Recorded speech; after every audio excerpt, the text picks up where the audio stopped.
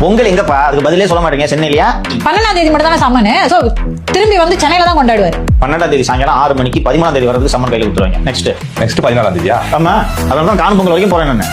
ஆராசா இப்படி தான் 2G விசாரணைக்கு வரவழைத்தேன். முதல் நாள் விசாரணை, சாயங்காலம் சம்மன். Come tomorrow. மறுநாள் போறாரு, கம் டுமாரோ. 3வது நாள் don't come, you go to jail. ஐயோ, எஸ். அவங்களுக்கு பொங்கல் லீவ்லாம் இல்லையா? யாருக்கு?